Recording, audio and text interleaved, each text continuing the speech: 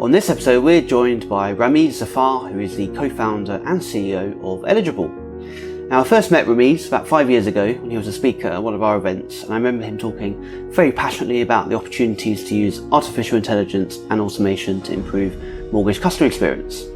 So today we're going to deep dive into mortgage technology, the problems their product is looking to solve, and his thoughts around adoption of new technology in the sector for 2022 and beyond. So Rameez, thank you for joining us today, first of all. For those that aren't familiar with Eligible as a business, do you want to start by giving us a bit of an intro into what the company actually does? Yeah, sure. So we are a fintech company that works with mortgage advisors and intermediaries to essentially help them keep in touch with their clients. Mm-hmm. So what we're doing is they provide us with the existing data that they have about their existing customers.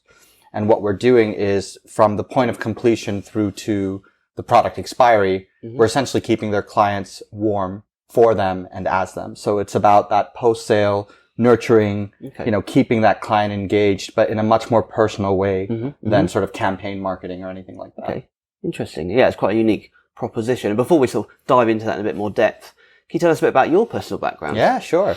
So I always say, it's like my running joke is, it sounds like I haven't been here very long, but I've been in the UK for about 20 years. Okay. And I was essentially in the lending space, but much more on the sort of securitization side. Mm-hmm. So I worked at Royal Bank of Scotland for 8 years. I worked at a fund, and I worked at HSBC for 8 years as well. Mm-hmm. And I was looking after a sort of large legacy book of about 20 billion.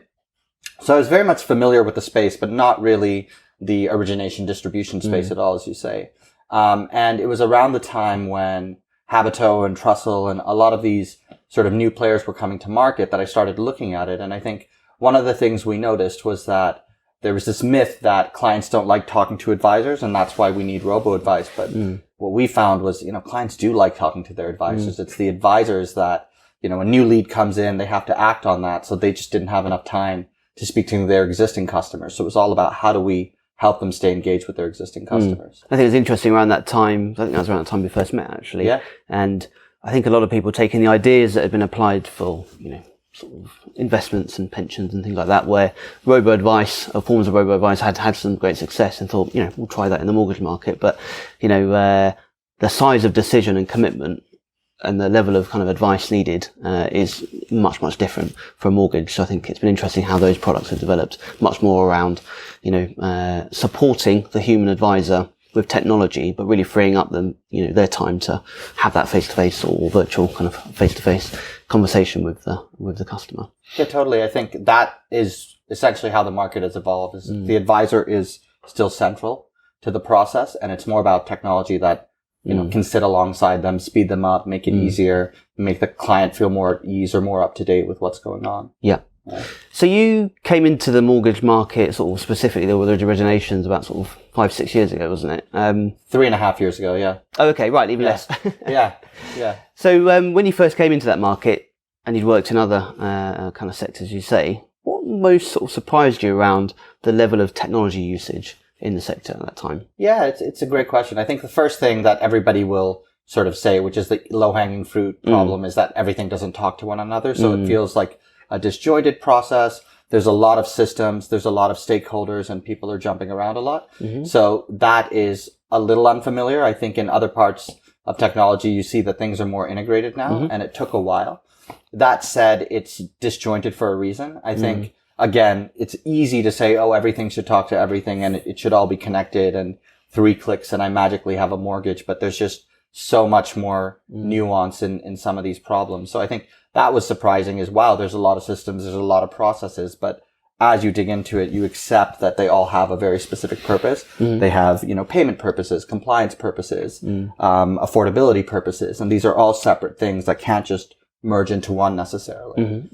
So that was my biggest takeaway. Okay, interesting. I guess the way that you develop the product now, I would imagine you need a certain level of connectivity with, broker CRMs and sourcing APIs and maybe potentially lender APIs. How have you managed to build that product then and connect to all those different systems? Well, I guess taking it back, what we realized, right, the heart of the problem that we saw was advisors are busy. They're just very, very busy people. And in the context of our product, they've got so many leads coming in. Over the last 18 months, they've been awash with leads because of stamp duty holiday. And it just meant that some of the things that they'd like to do and want to do, they can't. And one of those was sort of post-sale, customer nurturing, customer engagement, keeping clients warm. And that's why their current retention process is get back in touch a few months before expiry. Yeah. So we're like, okay, we've got a good problem that advisors want us to solve. And the way that we solve it, as I said, is with client engagement. We can talk a bit more about that. But then the next thing we realize is the other problem is if advisors are busy, sort of another system that's supposed to speed them up but slows them down because they have lots of clicks to make just doesn't work. And as you said, we were like, okay, we have to make this something where they can kind of load their data into the system and almost forget we exist, like we can exist in the background. So the way the product works is we have some APIs, but we realized rather than waiting for the market, let's just work off of Excels and CSVs. So huge firms, one-man bands, they are literally sending us a CSV file once a month. It has kind of the basic client information, their name, their contact details, the start and end date of the mortgage, etc. Our system then runs a whole host of rules to clean it up. So we have a bunch of algorithms that are, fixing property addresses. They're tidying up end dates for nationwide because, CRMs don't capture that. And then we're also the bearer of bad news. So when we receive a file, what we feed back to the business is, how many emails are missing, how many end dates are missing. And I always say, like, you may not like it, but when you send us 100 lines, about 20 of them have an issue. And don't use us, but those 20 lines is 500, 1,000 pounds in fees that you're missing just because somebody didn't put an email in or an end date for a product in. So the 5 seconds it's going to take to fix it is worth the investment. So CSV, algorithms, data, and then I always say data is like 90% anger management. Takes about 4 weeks, but once we're done with that, then it's a pretty smooth process. Okay. And can you sort of paint the picture a bit more about, so you talk about sort of nurturing and keeping them warm. I guess there's a challenge around how do you do that in kind of an authentic way with customers? Because I think I saw on your, on the website that you'll do cool stuff like, send an email on their birthday or other kind of reminders and messages like that are seasonal. How does that work in practice, and what's the reception been like from the end customers to messages like that? Yeah. Well, I think there's two core pillars to that. From the perspective of the advisor, it's important that, as you said, it feels authentic. It feels like them. So the product is fully branded as the business. It's not powered by Eligible or us. It's just, as far as the client's concerned, the advisor has taken 10 minutes out of their day to send them something. And then the second half of it, as you said, is that something should be personal, relevant, and specific to the customer. So a lot of what the system is doing is there's a variety of touch points it's making that are very specific to the customer, as you said. So the first journey starts with just 30 days after completion, sending a very personalized email to the customer that's just saying thank you for the business. And, introducing them to the fact that they're going to get these emails, and all of these emails will click through to this really cool app where they can read content about their existing product and what some of their options are. Is it all branded as the exactly? Right. So it's like a customer's getting an email branded as the business, and if they click that email, they're arriving at it's a website. I call it a web app. It's just very good responsive, but simply email clicking through to an app. App has content inside it. Content for us can be blog articles. We're bringing in animation videos. And it can be sort of pre-populated calculators as well. But it's all about, these are short, simple journeys that the customer can sort of jump into, spend a few minutes on, and then we'll kind of nudge them again in the future.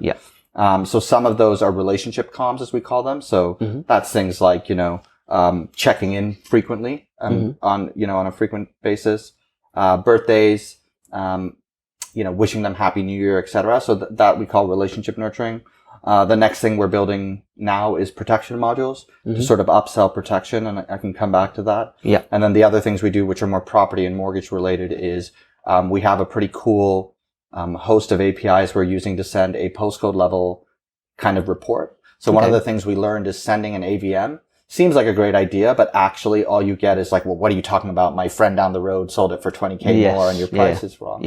But telling you that in your area, prices have gone up by 5%, or did you know 1-bedrooms have done this or that, or the price per square foot in your area is £500. That's an easy way for you to try to estimate the value of your home. It adds the value you're trying to add without sort of stepping over that line. So it's a whole host of comms. And what makes it clever is the fact that it's not a scheduled set. To your point about authenticity, there's a lot of sophistication we use on persona mapping, on segmentation for different types of people. they're receiving different comms. So for us, sophisticated customers that own portfolios are seeing things about gross rental yields. A first-time buyer isn't, because it's not relevant to them. So there's a lot of depth in of the library of things we could send, the smaller things we do actually send. Interesting. So in terms of like user feedback, have you had kind of much feedback from end users? I can see the big benefit for brokers of having a lot of their work automated, but what's the kind of customer feedback been like? Yeah, so I think customer feedback has been great. Mm-hmm. So one of the things we did that we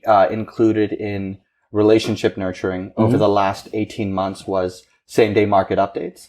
One of the things we realized was that so much was happening in the market, and sending a quarterly or monthly newsletter just isn't good enough, because if something is breaking news in relation to the mortgage industry, if that's stamp duty holidays, payment holidays, 3 weeks later getting a newsletter about it isn't good enough. Yeah. And so we sent those same days where the business would approve it, we'd send it out. Yes. The customer feedback was phenomenal. Okay. And it came in a few forms. So our system tracks when people respond, so they can reply to emails and say, "Oh, thanks, this is so helpful." That dramatically shot up during that period. Okay. So customers felt supported. They felt like their advisor was on their side. They were with them for the sort of full 2-year, 5-year fixed period. Yeah. Second, the thing that we noticed is that some of these relationship comms, about 2 to 3% of them turn into referrals. Okay. So it'll be like, "Oh, thank you," or "Yeah, everything's fine. By the way, I was chatting to my friend the other day. Okay. They were asking about a mortgage. Can I send them your way?" And so I think that keeping in touch just allows you to stay a little bit further front of mind. And so whenever they're having conversations with people in a much more organic, natural way, these businesses come up. Yes. And I guess there's a bigger sort of threat of product transfer from lenders. If you don't speak to your customer, if you're a broker for a couple of years and then suddenly you get back in touch, but also the lender does with a quick, simple process to do a quick product transfer, it's a lot harder to make the argument, the value of that kind of advice, I guess. So I can really see the kind of potential value there. Yeah, totally. I think for the advisor, that proposition isn't about competing on speed. It's about offering peace of mind. Yeah. That in the remortgage journey, which is so much different than the purchase journey, the proposition is, we're on your side. We're here to help. Yeah. You may end up at the exact same lender, but what we can offer you is just having a look and seeing what's out there and then weighing the options. Yes. So we were talking earlier about how you develop the product, and I guess products with have a certain peak time when it's really valuable in the market. If you think about, I think historically brokers have been a bit slow to adopt new technology, but the events of the last 18 months or so have really kind of accelerated. We've certainly seen that for our clients. Can you talk a little bit about how, the products developed over the last couple of years, and particularly the last 18 months, how adoptions happened? Yeah, sure. The first version of this product, we started building and we completely scrapped. It was the hardest decision I ever made, but it was completely the right decision. And then we rebuilt a new product that was completely focused on this product, or this area, let's say post-completion. Yeah. We launched that in basically January 2020. Okay. We had a couple of beta clients in 2019 towards the end to make sure, it worked. 2020, first quarter, we had about 50 advisors using the system. Okay. March 2020 onwards, we weren't sure what was going to happen in the market. What we found was actually we became more relevant. First, I think in the period of March to April before stamp duty holiday, there was just an anxiety about what was going to happen next. Yeah. And for that reason, people were much more focused on their client bank, because it was like, well, if the purchase market dips, my existing customers are what's going to keep me ticking along during the hard period. So we saw growth there. Then when stamp duty kicked in, as I said, advisors were swamped. I mean, they've been exhausted for the last 18 months, right? They were awash with leads. The proc is higher. They work with introducers, which means that they have to act on this stuff pretty quickly. Yeah. And they just kind of accepted that they don't have time for this. They want to do it. They trusted us with it. They're like, look, these are my clients. That's my most valuable commodity, but I trust you to sort of take care of them for me. So what we saw was, 50 advisors by sort of March 2020. We have about 1,000 advisors using us now. Wow, okay. So we saw a lot of growth. We monitor about 15 billion of mortgages a year.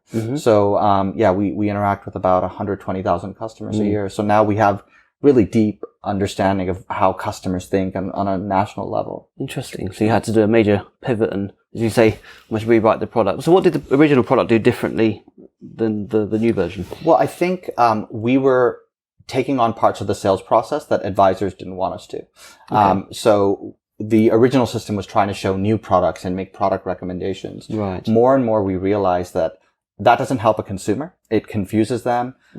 Realistically, you're showing them a Best Buy table of some sort. Yeah. And if you do that prematurely, a customer is either going to go direct to the lender or they're going to end up at a comparison website or somewhere else because they don't understand what you're showing. It's undermining the value of the advice, Precisely. I guess, as well, isn't it? Yeah. And from the advisor perspective, you've probably shown them a product that they can't get anyway, and you've made their life more difficult. And so when we really accepted, we just want to live from the point of completion to expiry in that sort of 2-year, 5-year window where you're really not speaking to them. Let's just speak to them for you.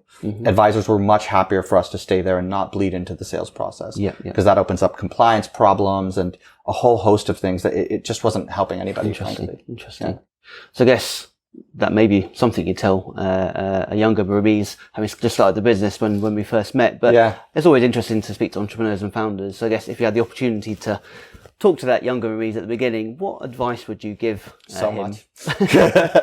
There's probably not enough time to go through it all, but I think the main thing that I've really learned is for all the sort of connotation that says, advisors don't adopt technology, etc. I think the one thing that I've learned is actually advisors are phenomenally honest, more than you'll find in other industries. Yeah. And if you genuinely listen, they will tell you what they will use, what they won't use, what their real problems are. I think, and if you can really sort of refine how you're listening to that, you can identify opportunities pretty quickly because they'll put cards on table about the things they think they're good at, the things that they wish they were better at. And if, you can get those feedback loops working, I think it's actually quite easy to build a product. The mistake I made was not listening. And that's really the one piece of advice I'd give myself is really, really listen to them because what they're saying is very honest, genuine feedback about what they are willing to do, what they aren't willing to do, technology that they will adopt versus stuff that's going to get in their way. And if you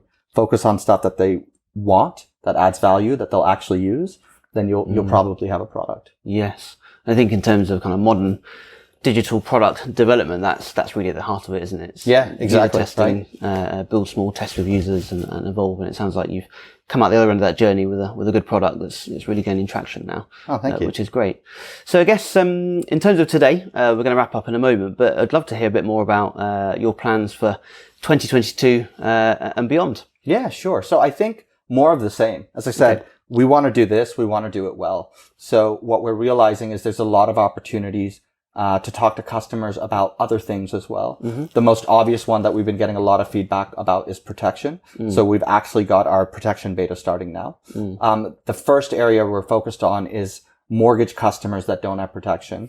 Very anecdotally, the stats we get is that the conversion there is about 30%, i.e. for every 100 mortgage cases that my business is complete, 30 of those turn into protection. Why do you think, because obviously they have been involved with the broker at the point of kind of signing up with that mortgage, and that's a kind of key opportunity to kind of sell them that protection, which they really need in many cases. Why do you think it's only 30%? And well, I think it's the way it's sold and if it's sold. So, what an advisor will always say, the anecdote is, protection isn't bought, it's sold, which is different to the mortgage. But I think, number one, you have a lot of advisors that aren't necessarily comfortable with it.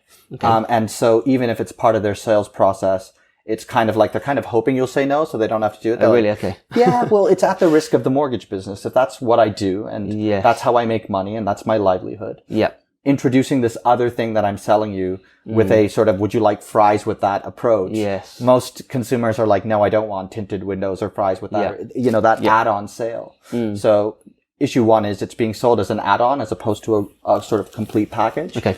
And then second is I think a lot of advisors just don't like doing it and so they don't. Yes. But more and more it's becoming a thematic problem of when people are in difficult times, protection isn't, an add-on. It's that genuine, piece of kit that keeps them safe. Yes. Fundamentally. Okay. Yeah. Cool. It sounds like a good logical next step. But, yeah. Brilliant. Well, firstly, thank you, Thank you for joining us today and, thanks to our audience for listening.